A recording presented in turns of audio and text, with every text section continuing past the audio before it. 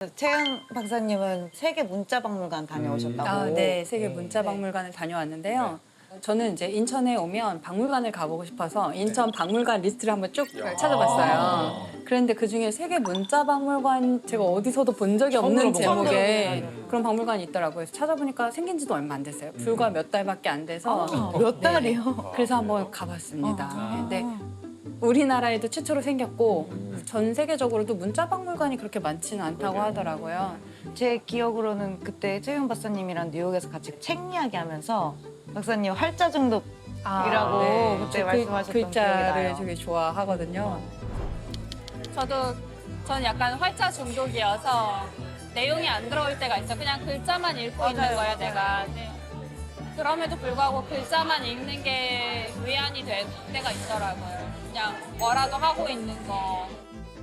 가끔 이제 화장실에 숨어 있는데 그러면 그때 무엇을 읽을 수 있느냐 책일 수도 있고 저는 그 샴푸통 뒤에 있는 그거를 많이 이런 거 저도 치약 많이 뭐 이런 거. 봤어요. 근데 거기 보면 뭐 하이드로 어쩌고 저쩌고 뭐 이런 게 막 써 있잖아요. 클로로 어쩌고 저쩌고 써 있는데 그걸 읽으면서 제가 화학적인 지식을 얻었느냐 하면 전혀 그렇지 않아요. 근데 그냥 그거를 활자니까. 네, 글자니까 읽는 읽고 있는 거야. 그냥 한 글자 한 글자를 읽고 있고 유난히 샴푸통 뒤를 한참 읽고 있는 날은 굉장히 힘들었던 날인 거죠. 그거 처음에 이렇게 도안하고 이랬던 사람 이걸 누가 봐 대충 만들어. 글씨 너무 조그만데. 예. 근데 화장실에 그 책에서 안 좋다고 생각하는 게 변비의 원인이 맞아요. 돼요. 그렇죠. 예, 맞아요. 좋지 않죠. 그래서 오래 안 시질의 돼서 원인이 좋지 되죠. 않은데 아무튼 저는 그럴 정도로 글자 그냥 자체를 보는 걸 좋아해서 근데 안에 들어가 봤는데 이게 역시 최근에 생긴 박물관인 걸 너무 실감한 게 거기 있는 걸 다 만져봐도 돼요.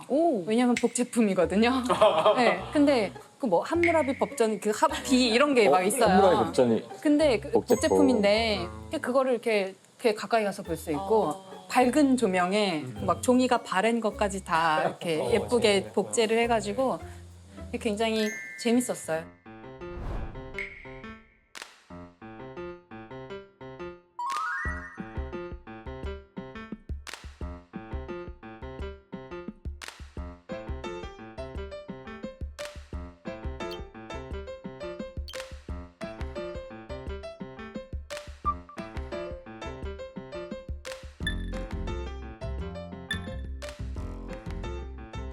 여기 되게 실감나게 전시를 해놓은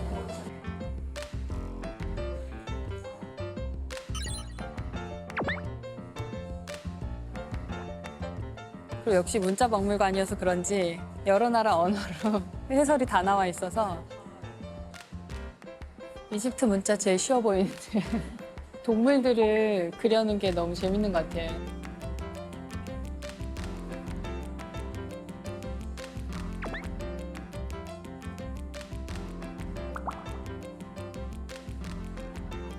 너무 많이 보여주는데? 진짜일까? 진짜일까? 궁금하네요. 여기 진짜 같기도 하고. 이건 진짠가?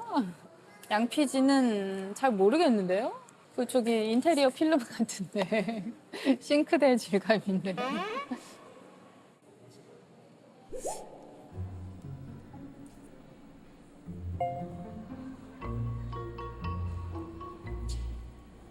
문자가 전해지는데 종교가 너무 큰 역할을 하는 것 같아요. 종교적인 내용을 보관하고 전파하고 하는 용도로 다 써가지고. 근데 이것도 이제 그 종교적인 그림들이랑 그걸 해설하고 있는 일종의 경전들.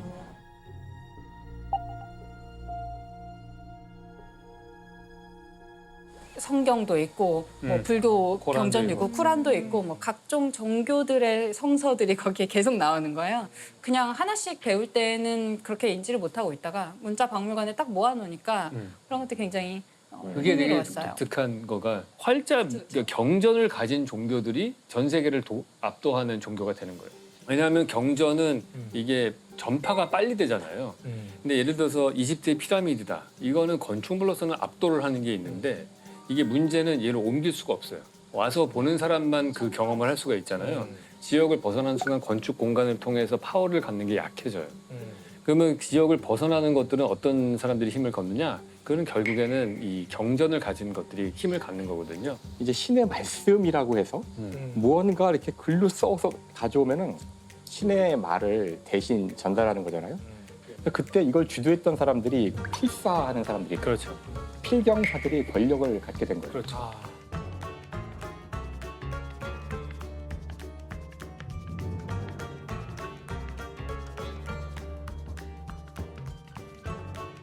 우리가 알고 있는 대부분의 종교 지도자들은 누구도 책을 쓴 적이 없어요. 네. 그래서 제자가 석가도 쓴 적이 없고, 그다음에 공자도 쓴 적이 없고, 다 제자들이 쓴 제자들이 거거든요. 쓰죠. 아, 그 초기 불교 경전을 보면 다 어떻게 시작하냐면 여시아문이라는 문자로 시작해요. 여시아문이라는 얘기는 이와 같이 나는 들었다라는 뜻이란 말이에요, 한자로.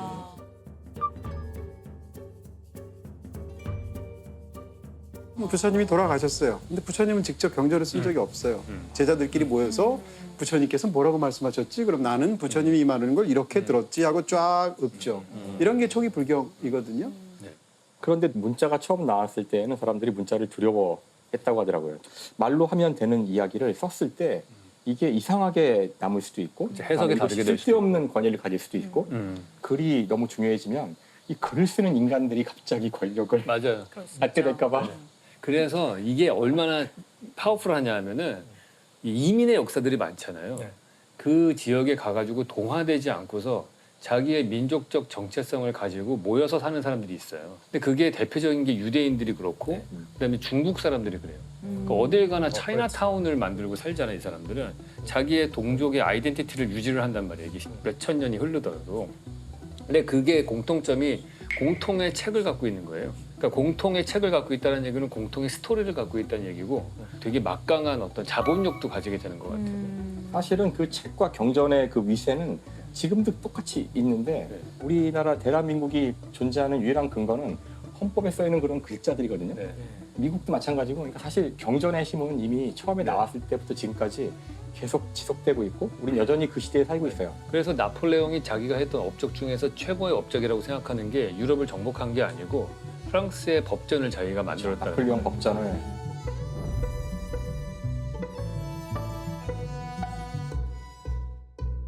자, 다시 문자 박물관으로 들어가서 말이죠. 혹시 천문학 관련 문자 같은 것들도 있어서? 문자박물관에 마야 문명의 기록이 남아있는 문서가 있는데요.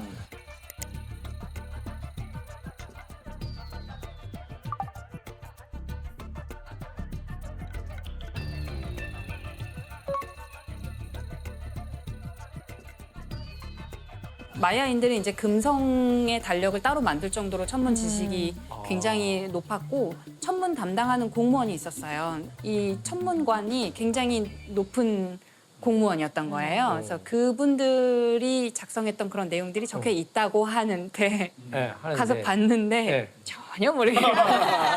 번역이 안 돼 있어서 번역이 안 돼 있고요. 번역은 그러니까 네. 문서는 엄청 긴데 번역은 조금 돼 있어요. 그러니까 이게 굉장히 함축적으로 그냥 어떤 내용인지 번역이 안 돼 있는 알려주고 걸까요? 아니면 있어서. 번역을 아직 못한 해독을 못한 번역이 걸까요? 아마 마야 문자는 다 거의 돼 대부분 있는 걸로 알고 알려져 있어요. 있고 그 마야 문자 중에 사람 얼굴 측면이 문자인 게 있거든요. 네, 그게 네. 이제 천문관을 뜻하는 글자인데 굉장히 이게 인간이 아닌 것처럼 약간 생겨서 저희의 선배님들은 왜 저런 모습으로 남았나 좀 안타까운 점이 있습니다. 아, 선배님, 깨알같이 또. 저의 선배님들. 문자박물관에 문자가 아닌 언어에 대한 기록들도 좀 남아 있었어요. 인상적이었던 거는 훈맹정음이라는 게 있더라고요. 훈맹정이요? 최초의 민정음이 아니고. 점자인 거예요. 아, 근데 최초의 점자가 어떻게 시작되었는지에 관한 그 내용이 있었고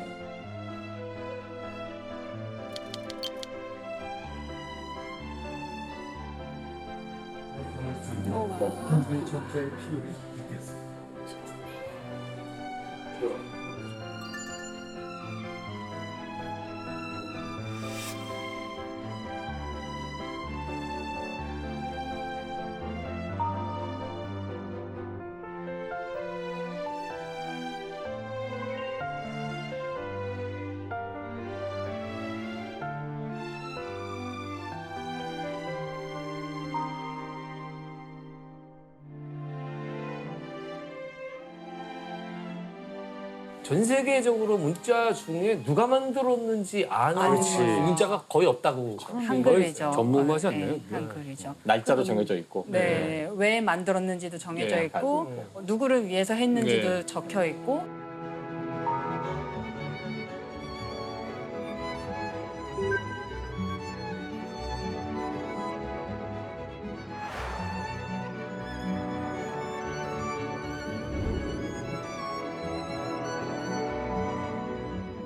우리가 배울 때는 집현전 학자와 세종대왕이 만들었다고 얘기를 하는데 네.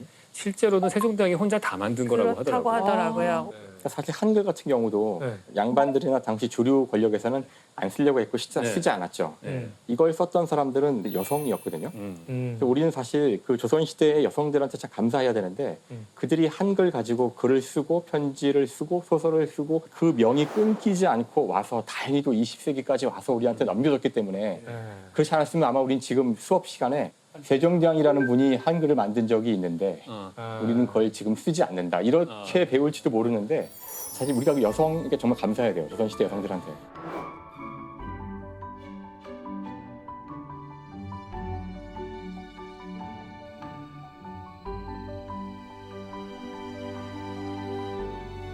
근데 결국 문제는 그건 것 같아요. 이렇게 문장에 대한 독해력이 떨어지는 아. 젊은 세대들이. 사실 말씀하신 거에 그 생각이 들어요. 젊은 사람들이 예전 사람들이 쓰던 문장에 대한 문해력이 떨어지는데요. 예전 세대는 요즘 세대가 쓰는 문장의 문해력이 떨어져요. 그러니까 요즘 애들이 문해력이 떨어져라고 하는 거는 그거는 기존의 기성세대들이 썼던 거를 똑같이 따라야 된다라고 하는 가정하에 얘기를 하는 거잖아요. 만약 반대로 그들이 쓰는 은어는 우리가 또 모르는 게 많잖아. 모르지. 이걸 몰라 어떻게 우리 이렇게 공부해야 할수 있는 되잖아요. 거잖아. 요즘 젊은이들이 쓰는 말이래 이러면서 근데 따로 그게 공부하잖아요. 그 은어를 많이 쓰겠는가를 한번 생각해 봐야 될 것 같아요. 자기들이 갖고 있는 집단의 어떤 결속력과 차별화를 가지기 위해서는 이 사람들이 못 알아듣는 말을 해야 되는 거예요. 그렇지. 그러면 줄임말을 만들고 이상한 은어를 만드는 것들이 결국에는 자기들이 배타적인 힘을 가지는 그 권력을 만드는 가장 쉬운 방법인 거예요.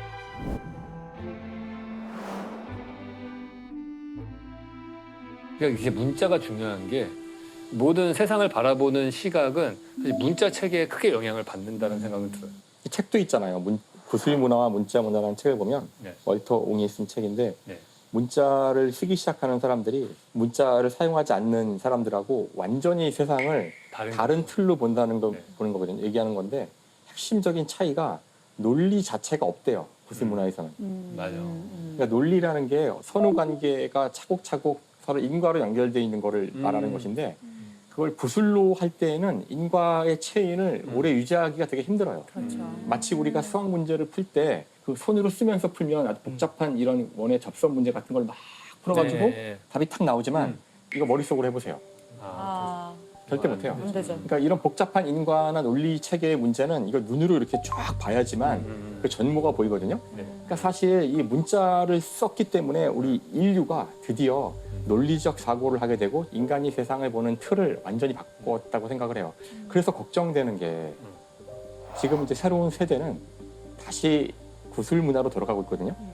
공부를 이야기를 들어서 유튜브에서 영상과. 이야기를 들은 구술 방식으로 하게 되는데 음. 문제일지 아닐지 몰라요. 아까 얘기한 대로 우리 기성세대의 어떤 네. 꼰대인지도 모르겠지만 이제 새로운 세대가 이제 책과 문자를 통하지 않고 지식을 습득한다는 것이 어떤 의미인지를 고민해봐야 되는데 만약 진짜 옛날에 구술로 그냥 돌아간다면 다시 우리는 논리를 잃고 깊은 생각을 하지 않고 무언가 일관된 체계, 논리력, 사고 체계 이런 것들을 잃어버릴지도 모른다는 생각을 가끔 할 때가 있어요. 그래서 약간 좀 걱정이 되는 면이 좀 있어요.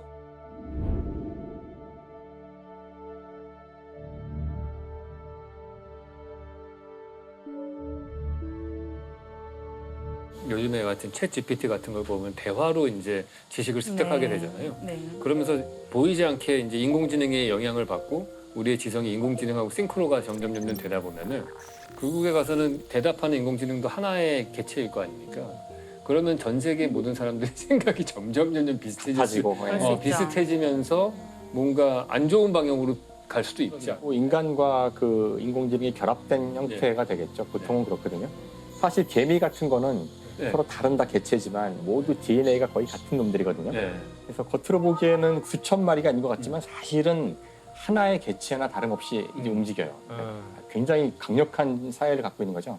인간은 다 따로따로 되어 있지만 이제 우리 대신 이제 아까 문화와 문자 이런 걸 이용해서 우리 싱크로를 어느 정도 하는 사회를 만들었는데 이제 인공지능을 통해서 진짜로 우리가 완전히 완벽한 싱크가 돼서 하나로 움직이면 일단은 굉장히 강력할 수는 있어요.